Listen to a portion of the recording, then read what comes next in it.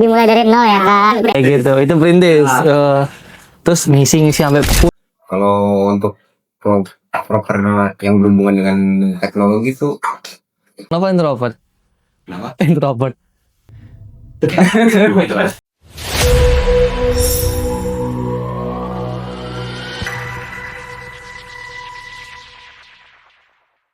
Assalamualaikum warahmatullahi wabarakatuh. Halo semuanya, kembali lagi di Bincang Kampus yang ke-13 dengan tema Kita Perintis Bukan Pewaris.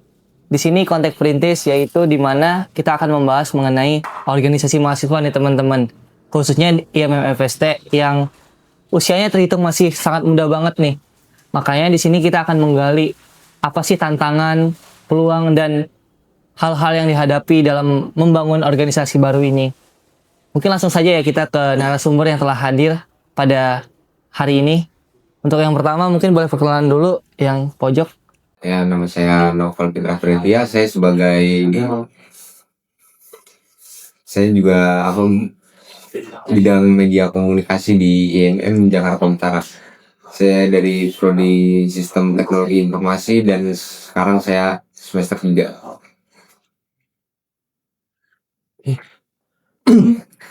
Mungkin lanjut aja langsung ke narasumber yang kedua ya.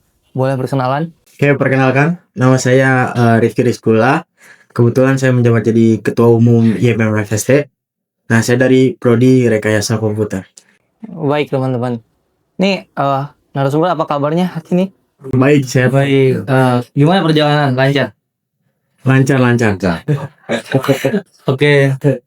Mungkin tanpa berlama-lama teman-teman, kita lanjut ke pembahasan aja kali ya. Karena di sini kita akan membawakan tema Kita Perintis Bukan Pewaris, makanya kita akan menggali gimana sih perintis itu. Mungkin kita lanjut ke narasumber yang pertama dulu. Mungkin ke Mas Rifki dulu. Apa sih yang dimaksud perintis di organisasi itu? Kalau menurut saya perintis itu kayak mulai dari awal gitu. Dari yang nggak tahu apa-apa menjadi tahu apa-apa, yang nggak punya apa-apa menjadi punya apa-apa kayak gitu. Kayak contohnya di pom bensin mulai dari nol kayak gitu ya. Dimulai dari nol gitu ya. Berarti kayak karyawan pom bensin tiba-tiba kita ngisi bensin Dimulai dari nol ya kan. kayak gitu. Itu perintis. Terus ngisi sampai full gitu. Tapi kan sebagai perintis juga pastinya masih banyak tantangan yang kita hadapi dan juga banyak peluang-peluang yang ada gitu. Kira-kira tantangan apa sih? Ini kan sebagai ketua umum ya. Apalagi sebagai ketua umum pasti tantangannya berat ya. Apalagi di sini membangun organisasi yang Betul. usianya masih sangat muda banget gitu. Menjadi pimpinan awal atau enggak? Sebelumnya ada juga? Menjadi pimpinan awal. Oh, pimpinan awal. Oke, baik. Apa sih tantangan kira-kira yang dihadapi sejauh ini? Yang pertama itu sumber daya manusianya. Kebetulan kan kita baru membangun IMM FST ini. Jadi kita butuh sumber daya manusia yang cukup banyak. Nah, kebetulan ini baru sedikit. Masih dihitung belasan.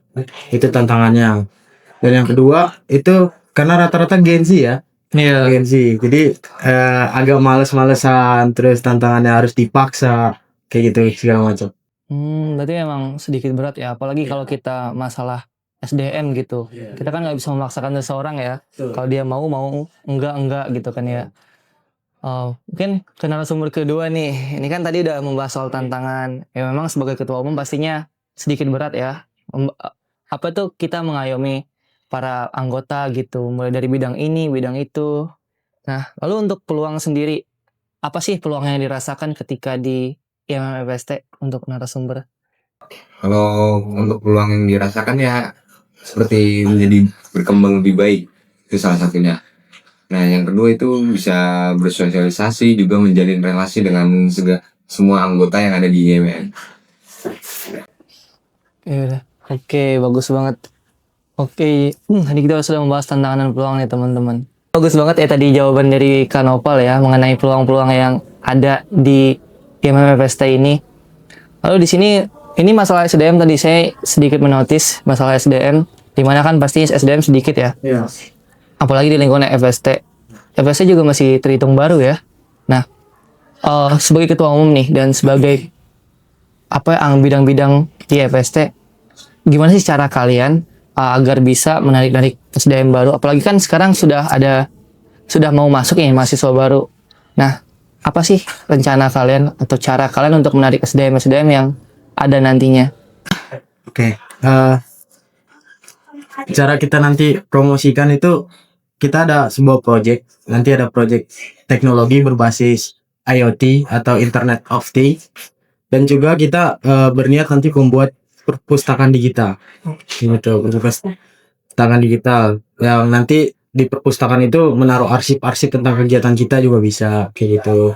Dan yang IoT tadi itu karena kan kita ini backgroundnya FST, Sains dan Teknologi, jadi kita mendukung prodi ini tuh supaya lebih maju lagi, fakultas ini. Tapi kan ini ya FST pastinya ada teknologinya ya.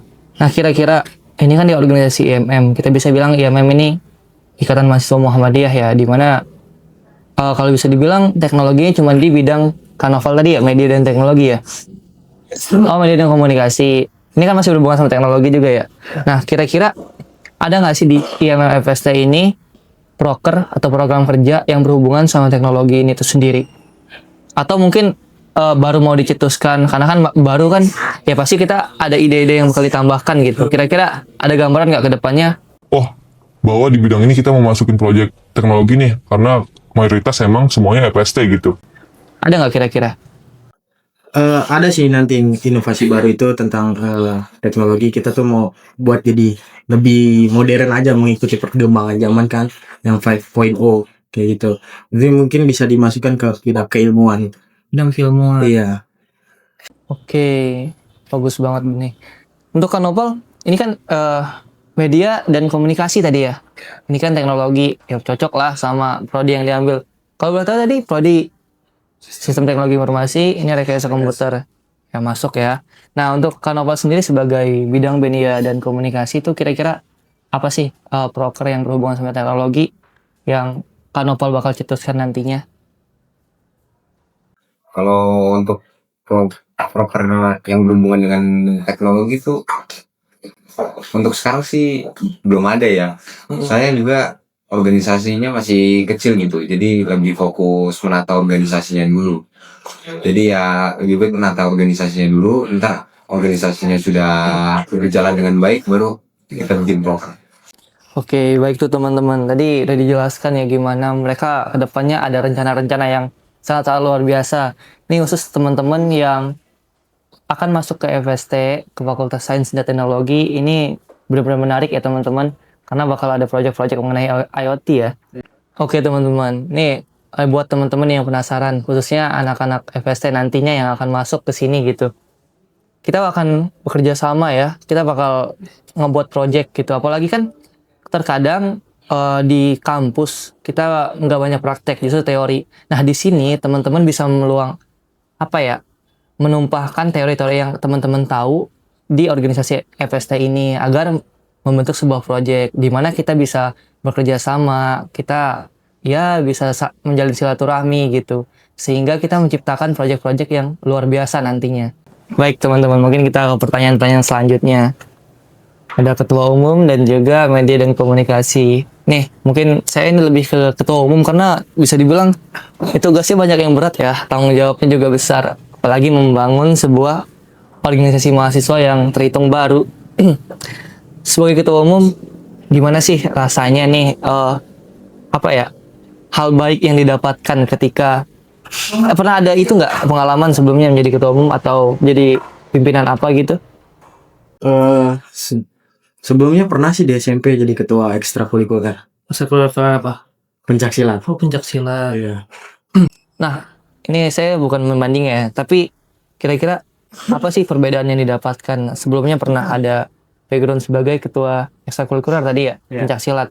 Dan di sini sebagai organisasi mahasiswa, yang pastinya beda ya, kita nggak ada silat-silatnya ya. Nah, kira-kira apa sih yang membedakan tuh? Apa sama-sama memimpin, mengarahkan orang, atau ada perbedaan tertentu? Ada, tentu ada. Karena kan dulu masih SMP ya, mungkin cara ngerangkulnya itu beda-beda.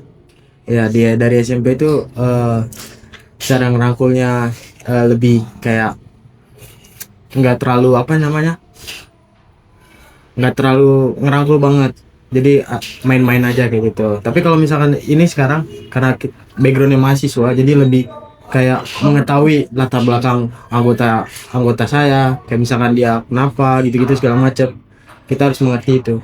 Oke, berarti emang kita harus melihat ya, kita melihat lebih dalam nih anggota kita ini seperti apa ya karakteristiknya, karena kan setiap orang pasti berbeda-beda, dan itu hal yang sulit sih menurut saya, juga sulit banget. Sebagai ketua umum gimana sih? Ini kan apa ya? Kita mempunyai anggota yang berbeda-beda sifatnya gitu. Ini pasti menyatukan mereka juga susah. Kita harus mempelajari sifat mereka yang kayak gini, kayak gitu. Tadi udah ada jawaban dari Rifki ya, Rifki ya, itu mengenai gimana dia merangkulnya. Perbedaannya itu terlihat banget ya teman-teman. Dimana pas SMP kan masih dibilang ya labil ya. Kita nggak bisa terlalu serius karena masih bisa bercanda-bercanda ya. Kalau di sini kita udah beda teman-teman. Kita udah harus serius merangkul teman-teman kita, menyatukan pendapat mereka gitu. Mungkin lanjut ke narasumber yang selanjutnya yang Kak Nopal ya. Ini sebenarnya mengenai kepemimpinan juga ya. Pastinya kan kalau di organisasi baru ya, kalian baru semester berapa nih tadi? 2 ya? 3, udah 3. Tuh, di semester awal, masih awal-awal ya. Apa sih alasan Kak Nopal ingin mengikuti organisasi mahasiswa? Apalagi di sini kan organisasi mahasiswa masih baru gitu. Alasan untuk mengikuti organisasi mahasiswa. Iya, mem ini. Yes, kalau untuk jawabannya sih hampir sama lah. Praktek kayak online, kayak nyari relasi, terus mengembangkan skill bersosialisasi. Dan masih ada lagi lah pokoknya. Oke. Ini emang pengen mencari relasi ya, mencari pengalaman gitu ya Kak Nopal ya. Lalu untuk hal-hal baru nih, ya pasti kan di sini organisasi baru, pasti ada hal baru juga. Kan berbeda sama pernah ikut organisasi sebelumnya. Ikut organisasi sebelumnya sih belum pernah. Ini malah baru yang pertama. Woi, baru pertama kali ikut organisasi juga baru juga ya. Iya. Nah, hal menarik apa sih kira-kira yang Kak Nopal temukan di organisasi baru ini? Kalau yang saya temukan sih, yang pertama ya teman baru. Teman baru. Yang kedua kayak beberapa kegiatan seru yang menurut saya menarik gitu. Makanya saya cobain lah ikut organisasi. Ya hitung-hitung mencari relasi dan mengembangkan skill bersosialisasi saja. Nanti skill bersosialisasi ya. Iya. Kenapa introvert? Kenapa? Introvert. Ya, nggak apa-apa, benar teman-teman. Kita harus bisa bersosialisasi ya. Sebenarnya tuh di organisasi banyak peluang teman-teman. Entah itu kita mau membentuk karakter kita, entah itu kita mau mencari pengalaman. Itu tergantung mindset kita gimana. Kalau kita berpikir bahwasanya kita ikut organisasi hanya ikut-ikutan, disuruh teman atau apa, ya itu pemikiran yang salah teman-teman. Tapi cobalah berpikir untuk gimana kita merasakan bahwa di organisasi ini kita akan mendapatkan hal-hal baru, hal-hal yang bermanfaat bagi kita. Kita mungkin berpikir kita bakal dapat teman baru. Tapi bukan hanya dapat teman baru lalu untuk main-main doang. Kita dapat teman baru ini sebagai alat agar kita mendapatkan pengalaman baru juga. Pastinya kan setiap orang nih punya pengalaman yang berbeda-beda ya. Siapa tahu saat kita mengobrol aja kita bisa mendapatkan pengalaman-pengalaman yang baru. Saya ada pertanyaan untuk kedua narasumber nih. Ya, kalian kan pasti sebagai pengurus gitu ya, pasti punya ide atau cara untuk menarik SDM. Nah, pastikan kalau dalam menarik SDM atau mencari calon anggota baru gitu ya, bisa dibilang ya. Nah, calon anggota baru untuk organisasi ini, pasti kan banyak dari mereka yang masih ragu gitu. Masih ragu untuk mengikuti organisasi. Apalagi ya, mohon maaf kalau misalkan ada orang yang ya kayak kupu-kupu gitu ya, pengen kuliah pulang. Sedangkan kalian di sini pengen narik SDM yang banyak agar kalian SDM-nya mencukupi. Nah, cara kalian untuk menarik SDM tersebut agar meyakinkan supaya mereka tidak ragu itu bagaimana? Mungkin boleh dari Kak Nopal dulu deh. Cara agar menarik anggota baru supaya tidak ada. Ya sebenarnya ada beberapa cara sih. Kalau kita ya FST kan. Kalau dari FST itu paling seperti yang tadi Rizky bilang ya, dari project IoT, terus perpustakaan digital. Dan mungkin nanti ada lagi yang bakal muncul sebagai project untuk menarik anggota baru. Apalagi di sini saya sebagai anggota di bidang media dan komunikasi. Tentunya saya juga punya peran untuk membuat project tersebut dan juga menarik anggota baru ke IMM FST. Oke, baik banget. Itu tadi mengenai project ya teman-teman. Tadi seperti yang saya bilang, bahwasanya kalau dalam dunia perkuliahan mungkin teman-teman tidak langsung praktek, kebanyakan teori gitu kan ya. Ya itu kebanyakan. Nah, buat teman-teman kan biasanya banyak yang kalau teori itu hanya ya udah kita tahu aja, tapi secara langsung saat praktek kita nggak tahu. Nah, teman-teman tuh bisa menumpahkan teori itu di project-project di organisasi ini, di IMM-FST ini. Supaya teman-teman tuh bisa lebih paham dan bisa lebih memaksimalkan teori yang teman-teman dipelajari di dunia perkuliahan. Nah, kalau untuk Kak Rifki sendiri, apa tuh kira-kira cara untuk menghadapi mahasiswa yang ragu untuk join ke IMM-FST ini? Buat yang ragu, yang pertama tuh kita ingin merubah mindset orang-orang tuh tentang organisasi. Kayak misalkan, organisasi pasti banyak kegiatan rapatnya atau yang kegiatan boring-boringnya. Nah, itu kita mau merubah kalau organisasi itu have fun. Ada have fun-nya. Iya. Ada seru-serunya dengan yang tadi project itu. Kita membuat project itu dengan have fun, dengan menuangkan pikiran, berbagai pikiran kan, ngobrol silaturahmi kayak gitu. Oke, baik teman-teman, itu udah dijelaskan sama Kak Rifki bahwasanya organisasi itu nggak yang serius-serius banget gitu ya. Ternyata ada have fun-nya juga. Kayak tadi kita bikin project itu ya mungkin kalian mikirnya bikin project nih harus serius, harus teliti banget. Enggak, kita pasti ada diseling-selingin bercanda gitu kan. Senang-senang gitu. Apalagi kita menjalin silaturahmi. Dan kan pastinya kita berbeda-beda prodi ya teman-teman. Kalau di FST ada 3 prodi ya. Ada sosial ekonomi perikanan, rekayasa komputer, dan sistem teknologi informasi. Nah di sini kan pasti teman-teman kalau berbeda prodi gitu ya nggak kenal karena nggak sekelas gitu kan. Nah di sini teman-teman bisa kenalan, bisa tahu sesama maksudnya sesama fakultas tuh siapa aja orang-orangnya walaupun berbeda prodi gitu kan. Jadi teman-teman di sini nggak belajar teori doang, tapi bisa ketemu teman-teman baru, bisa membuat project sehingga nanti siapa tahu nih teman-teman bisa menciptakan project-project yang bermanfaat dan itu bermanfaat buat kedepannya nanti. Ini lebih ke terakhir ya teman-teman, soal apa sih kesan-pesan kalian nih, apalagi nih buat teman-teman yang menonton, khususnya calon mahasiswa baru yang bakal join di FST. Mungkin dari Kak Noval dulu, kesan dan pesan. Ya, pesan saya berada di organisasi ini ya cukup senang sih. Saya bisa mengikuti banyak hal, melakukan banyak hal, dan juga ketemu, belajar hal-hal baru. Untuk pesannya ya saya berharap semua bisa jadi lebih baik, entah itu saya atau organisasi ini. Oke, baik banget. Lalu untuk Kak Rifki sendiri gimana? Kesan dan pesan, kalau menurut saya sih kesan saya nih seru abis karena bisa bercanda terus senang-senang bareng, apalagi kita juga jalan-jalan kan, banyak jalan-jalannya tuh, jalan-jalan guys. jalan kaki ya? Kalau penasaran ikut tuh. Tuh harus ikut teman-teman tuh ya buat penasaran tuh mau jalan-jalan. Tuh. Kita tinggal jalan dari sini ke stasiun Manggarai. Kalau misalnya lebih baik aja kayak gitu. Lebih baik. Oke, benar kesan dan pesan yang sangat-sangat bagus ya teman-teman dari kakak-kakak IMM-FST nih. Nih, ini satu kata buat IMM-FST. Satu kata. Gokil. Gokil. Oke, tepuk tangan. Untuk kenapa? Satu kata buat IMM-FST. Seru. Seru. Oke. Bagus.